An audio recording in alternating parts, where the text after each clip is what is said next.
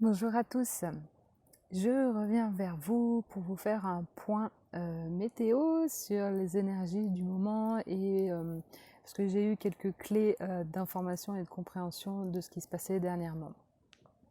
J'ai été peu présente et active sur les réseaux et notamment en vidéo ce dernier mois, justement parce que je le sentais pas et donc voilà le pourquoi.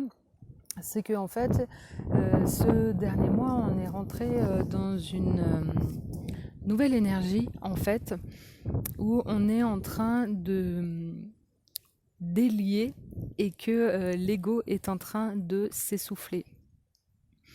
Et j'ai moi-même vu et remarqué mon énergie et ma position interne en fait se tourner vers l'extérieur, alors que ces derniers mois j'étais vraiment on va dire, plongée dans mes profondeurs et en connexion avec ma présence, mon être supérieur. Là, ces dernières semaines, je ne la sentais pas du tout. Euh, comme si, euh, comme si j'étais déconnectée en fait. Et, euh, et en fait, c'était le petit retour de l'ego euh, qui, euh, qui du coup m'a fait replonger dans tous mes questionnements personnels, mes problématiques. Donc peut-être que c'est aussi ce que tu as pu ressentir dans le sens où c'était vraiment la problématique, on va dire, originelle que l'on a à traiter, qui est revenue et qui nous fait mouliner en fait le mental.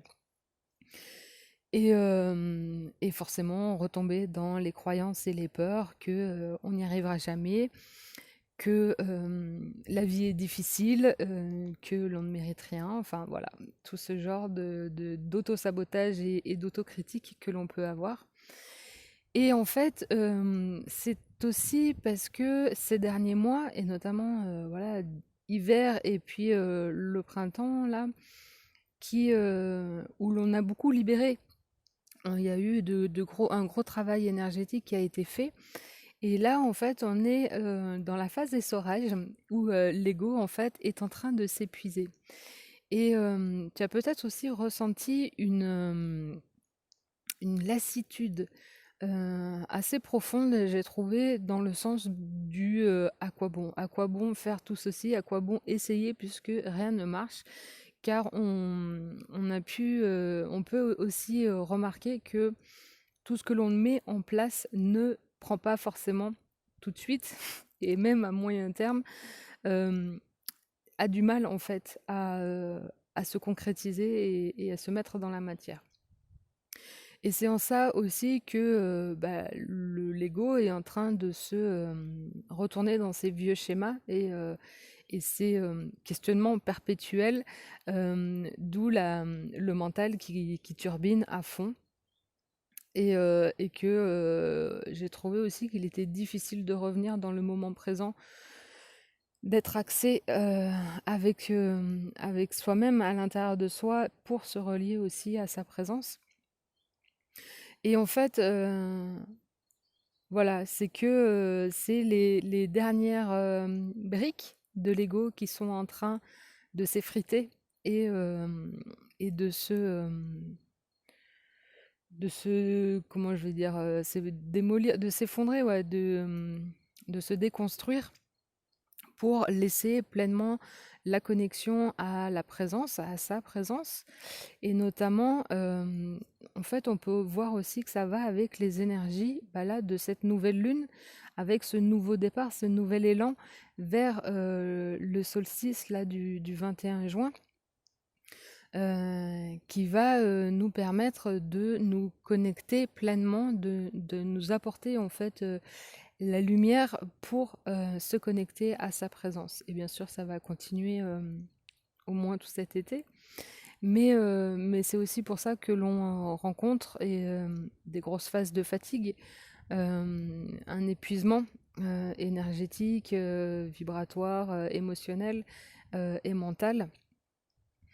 Et donc prendre le temps de se reposer et boire beaucoup d'eau. se ressourcer aussi comme on peut avec les gens qui nous entourent, qui nous apportent quelque chose et qui nous nourrissent profondément par leur énergie, par les discussions. Et puis bien sûr les balades en nature voilà, pour faire le lien avec le vivant. Et c'est aussi pour ça que je trouve que c'est une belle occasion d'aller profiter aussi de la prochaine pleine lune le 3 juillet pour faire une session du souffle sacré et de se connecter à sa présence.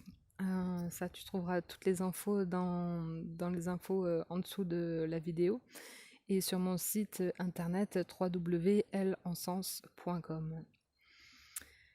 Voilà, grosso modo, pour les énergies actuelles. Dernière chose, c'est que tu n'es pas en retard, tu ne perds pas ton temps, tout vient à point. Pas de ceux qui attendent, mais qui prennent le temps de se connecter à leur être pour réellement recevoir la guidance, pour recevoir aussi le chemin à suivre.